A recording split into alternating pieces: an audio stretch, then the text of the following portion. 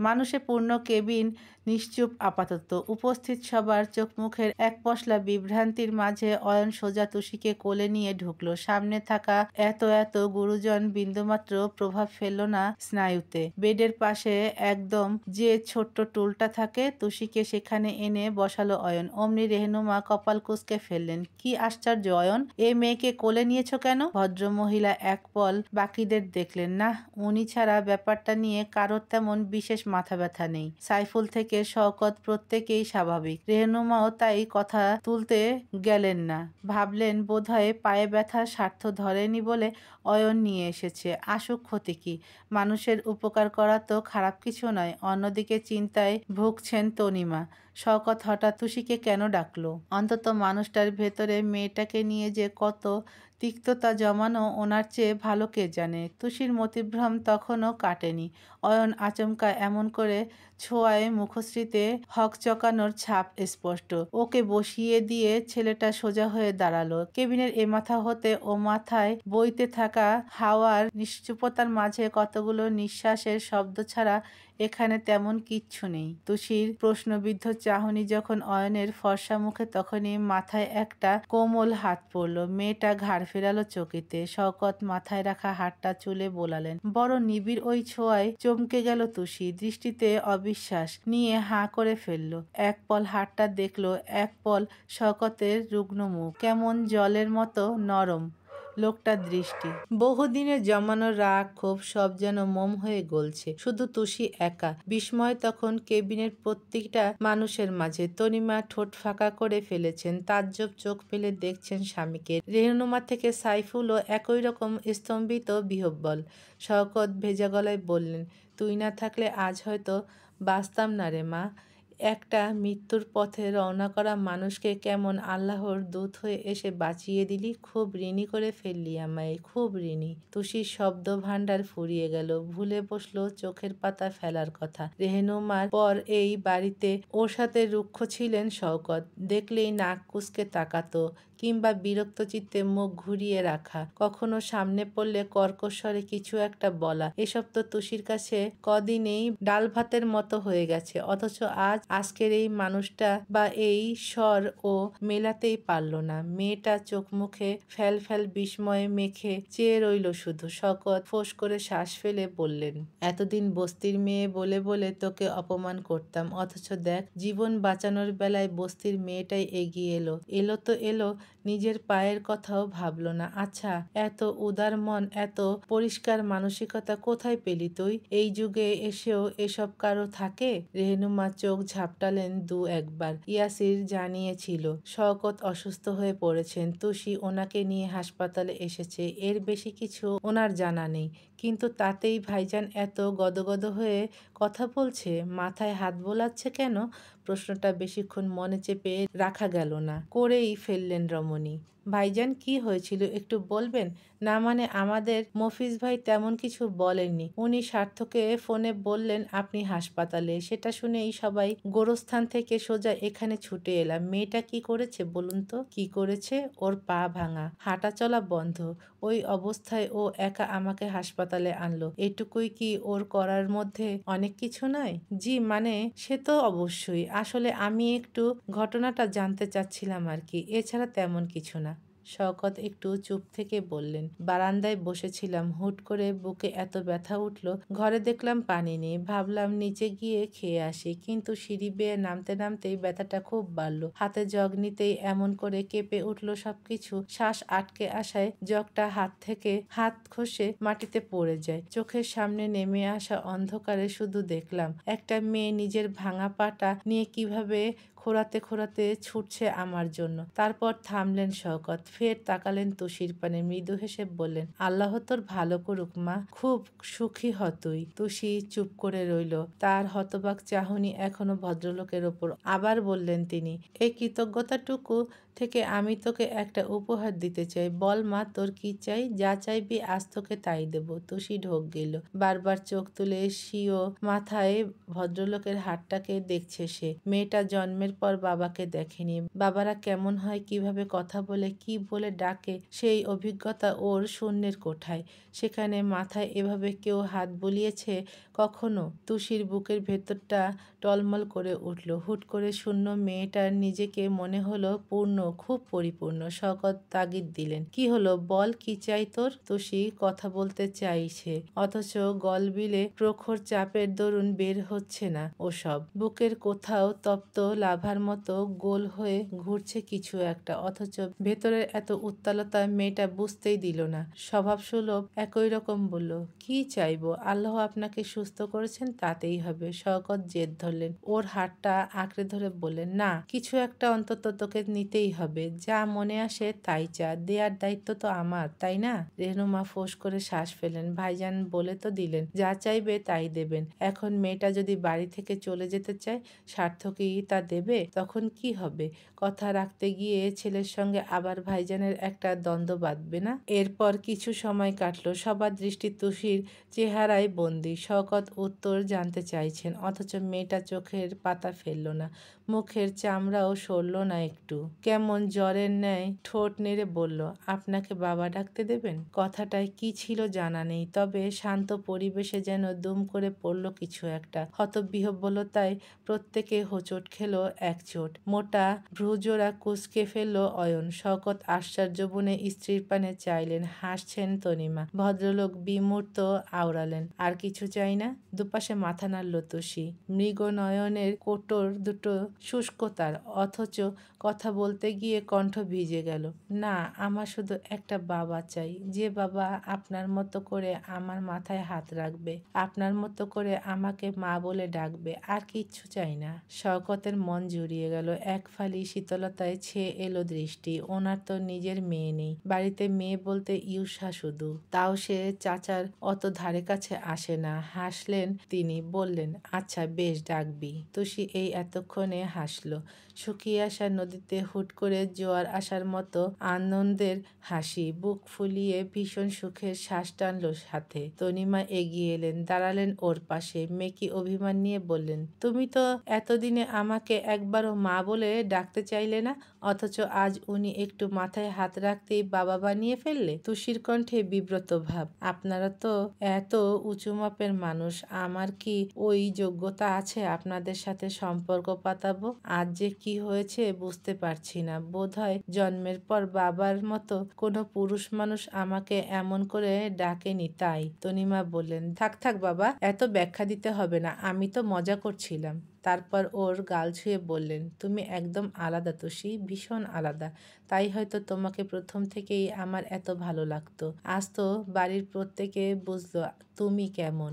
এখন শুধু আমার ছেলেটা বুঝলেই হয়, শেষটুকু মনে মনে বললেন তিনি। অয়ন আর চোখে তুষিকেই দেখছিল। মায়ের কথায় মাথা নুইয়ে হাসল সে। সত্যিই মেয়েটা আলাদা, বিশেষ খুব।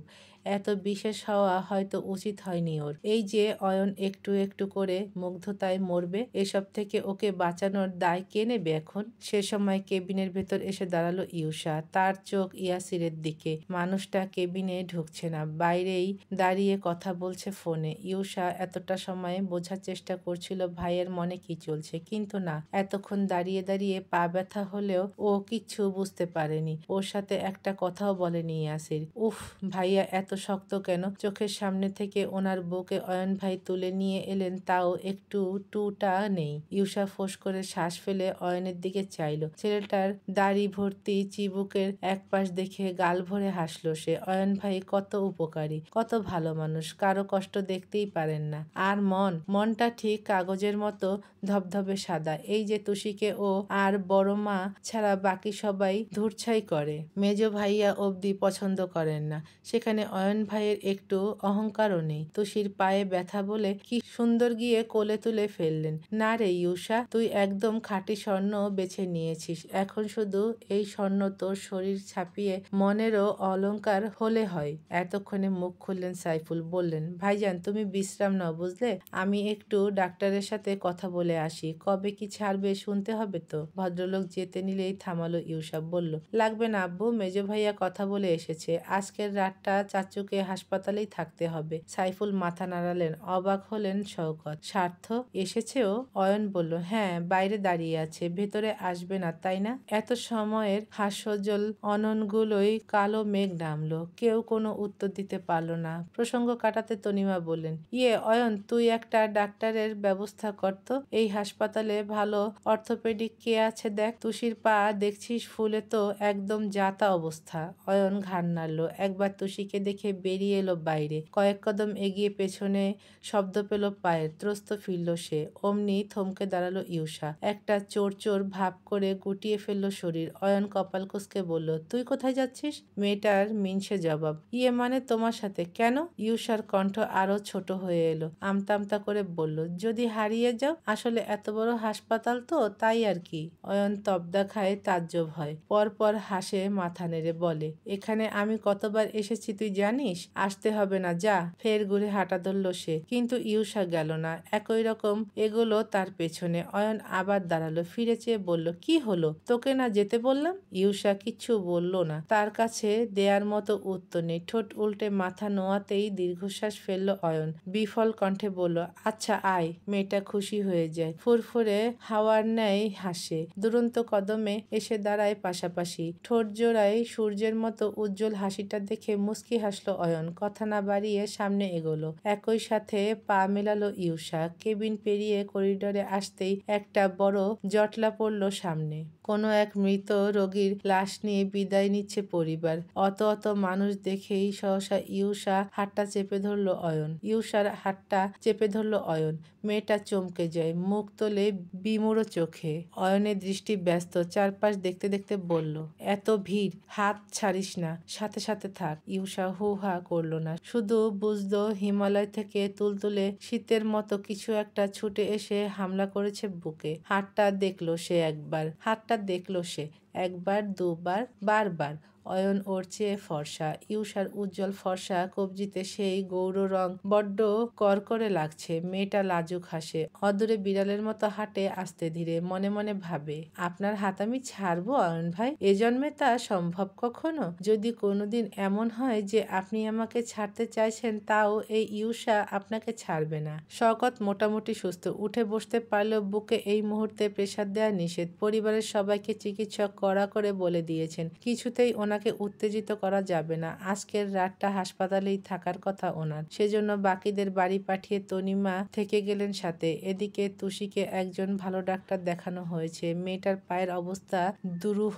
একেবারে সপ্তাহখানেক পুরো বেড রেস্টের আজ্ঞা দিয়েছেন চিকিৎসক। তবে তুষির কদর বাড়িতে একটু বেড়েছে আজ। মুখে কিছু না বললেও রেহনুমা আগের মতো খেই করছেন না। নিয়ম করে ঘড়ি ধরে খাবার দাবার ঘরে পাঠিয়ে দিচ্ছেন। ইউসা এ ঘরে এতবার এলো, আজ একবারও ধমকাননি তিনি। তবে তুষির মন ভালো অন্য কারণে। এ বাড়ির সবচেয়ে বয়স্ক মানুষ হলেন জয়নব। বলতে গেলে সৈয়দ পরিবারের সবার মাথার উপর একমাত্র ছাতা। সেই যে তুষি বিয়ের দিন এখানে এসে ঢুকলো, তখন জয়নব যেটুকু কথা বললেন, তারপর আর ওদের কোনো কথা হয়নি। পৌরা সহজে সিঁড়ি দিয়ে ওঠানামা করেন না। তবে আজ ছেলের চিন্তায় ঘরে বসে থাকতে পারেননি। খোঁজ পেতে নিচে নেমে এলেন। অয়ন যখন বলল সবটা, দুহাত ভরে তুষিকে দোয়া করেছেন তিনি। ঠোঁট বাড়িয়ে চুমুও খেয়েছেন কপালে। তুষির তখন হৃদয় ভরে গিয়েছিল। সাথে খুব করে মনে পড়ল দাদিকে। কতদিন ওই চেনা মুখটা দেখেনি। আচ্ছা, ইয়াসিরকে যদি একবার বলে দাদির সাথে দেখা করার কথা, বিটকেলটা কি শুনবে? ও না হয় শুধু একবার দূর থেকে দেখতো, ধারে কাছে যাবে না, পালাবেও না কোথাও। বলে দেখবে একবার। পরপর ভাবলো, না থাক, বলে লাভ নেই, বিটকেলটা মুখের উপর মানা করবে, এ তো জানা কথাই। তুষি পাশে রাখা ফোনের দিকে চাইলো, একটা আঙ্গুল ছোঁয়াতে স্ক্রিনে ভেসে উঠল ইউষার ছবি। মেয়েটা এত সুন্দর, ফাঁপা গালজোড়া, রোদে দুলতে থাকা সর্ষে ফুলের মতো মনোরম। ছবিটা দেখে মৃদু হাসলো তুষি। স্ক্রিনের একদম ওপরে ফোটা ফন্টে লেখা সময়টায় দৃষ্টি ফেললো। তারপর 1টা বাজে প্রায়, অনেক রাত হয়েছে। ইউষার কাল ক্লাস টেস্ট আছে, সকালে উঠে সময় পাবে না বলে আগেভাগে খাতাপত্র গুছিয়ে রাখতে গিয়েছে। তুষির ঘুম পাচ্ছে, হাই তুলে শুতে যাবে, দরজায় টোকা পড়ল অমনি। চকিতে ফিরে চাইল সে, ঠোঁটে সুমিষ্ট হাসি মেখে দাঁড়িয়ে অয়ন। ও তাকাতেই প্রশ্ন করলো ভ্রু নাচিয়ে, আসবো? তুষি নড়েচড়ে বসে, কণ্ঠে উদ্বেগ। আপনাদের বাড়ি আর আমার কাছে অনুমতি নিচ্ছেন? আসুন আসুন। অয়নের দুহাত বই দিয়ে ভর্তি, সব সমেত ভেতরে এলো, বলল বেশ চমৎকার করে, বাড়ি আমাদের কিন্তু রুমটা তোমার, আর অনুমতি সেজন্য নেয়া। It's about my পলাইটনেস। তুষি এসব শুনল না, তার নজর অয়নের হাতের দিকে। জিজ্ঞেস করলো, এতগুলো কিসের বই? উপন্যাসের, তোমার পছন্দের লেখকের, দিতে এলাম তোমাকে। তুষি মুখ কালো করে বলল, কিন্তু আমি তো পড়তে। মাঝপথে থামালো অয়ন, বলল, চিন্তা নেই, আপাতত ইউষা পড়ে পড়ে শোনাবে, আমার ক্যাম্পেইন শেষ হোক, এরপর না হয় আমি পড়ে শোনাবো। এখন যেহেতু তোমার হাঁটাহাঁটি একদমই বন্ধ, তাই সময় কাটাতে কাজে লাগাবে এসব, সেজন্য দিয়ে যাওয়া। তুষি খুব খুশি হলো, চকচক করে উঠল চোখ মুখের ধার, প্রফুল্ল চিত্তে বলল, মাই প্লাইজার, মাই প্লাইজার। 2 সেকেন্ড ভ্রু কুঁচকে রেখে শব্দ করে হেসে ফেলল অয়ন, কিন্তু ভুলটা শুধরে দিল না আজ। ঘাড় নেড়ে বলল, মি টু, আসি, গুড নাইট।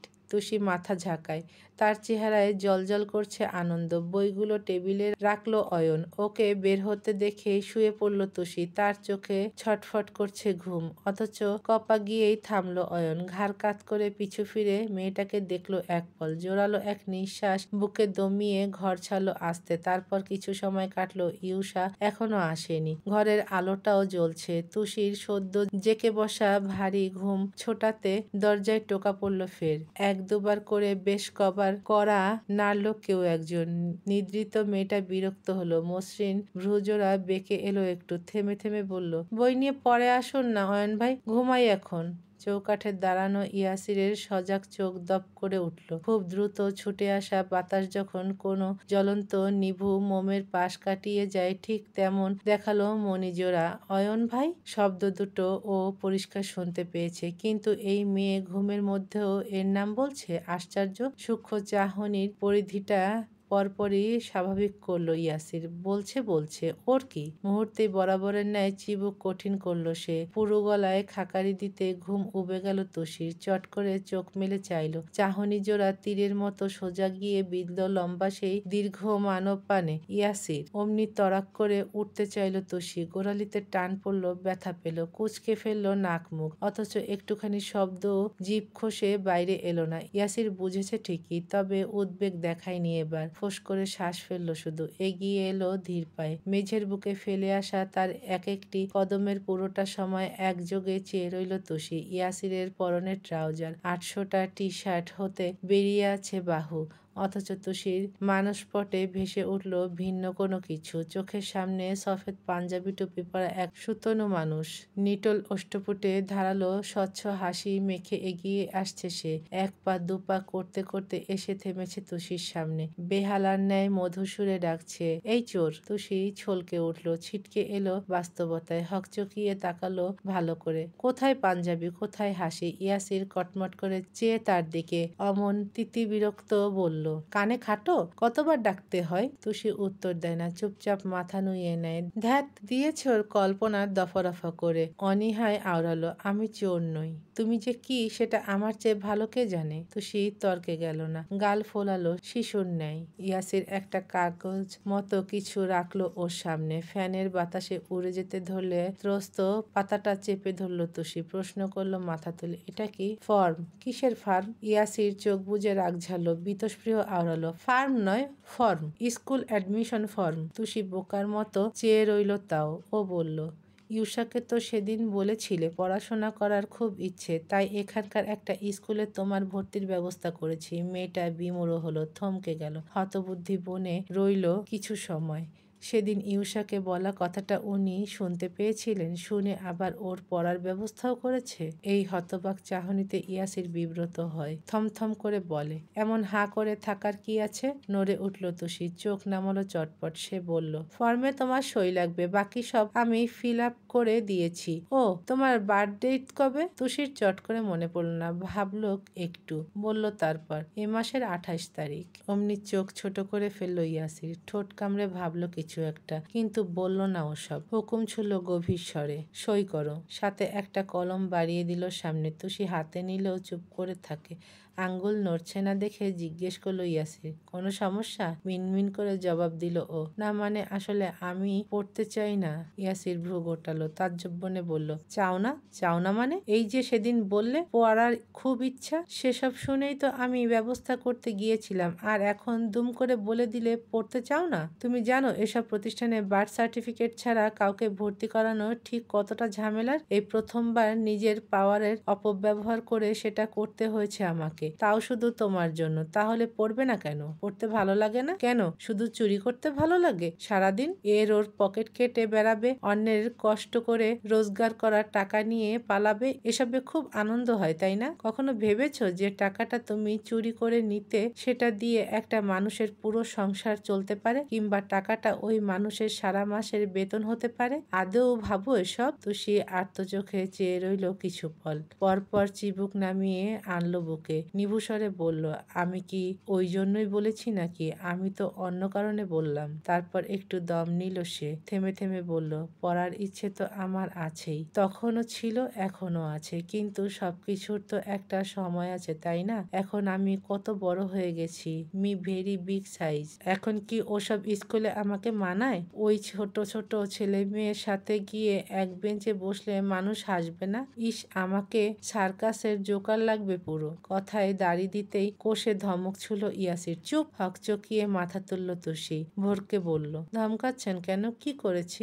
ইয়াসির দাঁত মুখ খিচে বলল, শুধু তো ধমকাচ্ছি, ইচ্ছে করছে এই মুহূর্তে তোমাকে 14 শিকের ভেতরে ভরে দিয়ে আসতে। চুরির হাত পাকা হলে কি হবে? মাথায় গোবর ছাড়া কিছু নেই। এসব উদ্ভট কথা কোথায় শিখেছ তুমি? আর মানুষের হাসাহাসি নিয়ে আজকাল চোরেরাও ভাবছে। বাহ, ইমপ্রেসিভ। তুষির মাথার তালু জ্বলছে। ইয়াসিরের ফুলতে থাকা নাকের ডগায় আচ্ছা করে এক ঘা দিতে পারলে বেশ ভালো লাগতো। শুধু চোর চোর আর চোর। কেন রে, একটু সুন্দর করে তুষি ডাকতে পারিস না? নামটা মুখে নিলে কি তোর ওই পাতলা ঠোঁট ধসে পড়ে যাবে? ছাগল মার্কা পুলিশ একটা। মেয়ের ধ্যান ছুটল ইয়াসিরের পরের কথায়। এতক্ষণের হম্বিতম্বি করা স্বর নেমেছে এবার। বলল বেশ গুছিয়ে, তোমাকে এত চিন্তা করতে হবে না। এটা অন্য সব স্কুলের মতো নয়। এখানে তোমার মতো কয়েকজন নয়, শয়ে শয়ে মানুষ পড়তে আসে, যারা বিভিন্ন পরিস্থিতিতে সময় মতো পড়াশোনা শেষ করতে পারেনি। এই স্কুল কেবল তাদের জন্য। আমি নিশ্চয়ই জেনে বুঝে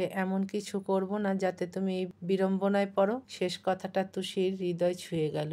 কথা তো নয়, যেন বুকের বাপাস নিশানা করে ছুঁড়ে দেয়া গুলি। এফোর ওফোর করে কেমন ছুটে গেল দেখো। তার বিমুগ্ধ নয়নতারায় স্পষ্ট চোখে চাইল ইয়াসির, অথচ নির্জীব দৃষ্টিতে একটু বদলও এলো না। রোবটের মতো বলে গেল, লিসেন তুষি, পড়াশোনা মানে শুধুমাত্র বই পড়া নয়, এর মানে অনেক গভীর, ভীষণ ভারী। তুমি প্রতিদিন নতুন কিছু শিখবে, জানবে, দেখবে। এই জানা শেখার বয়স একজন মানুষের সারা জীবন থাকে। সবসময় মনে রাখবে, গাছ যতই বড়ই হোক, ডালে প্রাণ আনতে নতুন পাতা গজাতেই হয়। পড়াশোনাটা ঠিক সেরকম একটা ব্যাপার। আর তোমার তো অস্বস্তি হওয়ার কথা নয়, বরং তোমার গর্ব করা উচিত, কারণ তুমি নিজের জন্য কিছু করতে যাচ্ছ, জিততে চাইছো ভালো কিছু। আর যে শিখতে চায় সে কখনো হারে না। বইয়ের পাতায় কিন্তু তোমার বয়স লেখা থাকবে না। এখানে শুধু আগ্রহের জায়গা থাকবে, সাথে লেখা থাকবে তুমি কতটা জানলে, কতটা শিখলে, তোমার সেই অ্যাচিভমেন্টটুকু। কথা শেষ করে থামলো ইয়াসির। নিঃশব্দে বসে থাকা তুষি তখনও হাঁ করে চেয়ে, দু চোখ ছাপানো মুগ্ধতা তার। প্রথমবার ইয়াসির ওকে তুষি বলে ডাকলো। এত চমৎকার করে এই নাম আগে কেউ উচ্চারণ করেনি তো। এই যে কেমন ছন্দের মতো কানের পাশে বাজছে, যেন বারবার ডাকছে ইয়াসির, তুষি তুষি তুষি। ইয়াসির তুড়ি বাজাতেই নড়ে উঠল মেয়েটা। শশব্যস্ত সোজা হয়ে বসলো। মানুষটা তর্জন দিল গম্ভীর গম্ভীর গলায়। ফর্মটা কাল সকালে এসে নিয়ে যাব, সই করে রেখো। আর হ্যাঁ, স্কুলে প্রতিদিন যেতে হয় না, শুধু গিয়ে গিয়ে এক্সাম দিলেই চলবে। তবে কাল একবার তোমাকে যেতে হবে ওখানে, আরো কিছু ফর্মালিটিস আছে সেসবের জন্য। তুষি মুখ খুলল, বলতে গেল। আমার পা শব্দবাক্য কেড়ে নিল সে। বলল, সেটা আমার মাথায় আছে। গাড়িতে যাবে, গাড়িতে আসবে, আর সাথে আমি থাকবো, চিন্তা নেই। এরপর তুষির আর বলার কিছু রইল না, কিংবা হয়তো আছে। এই মুহূর্তে জিভ হাতিয়ে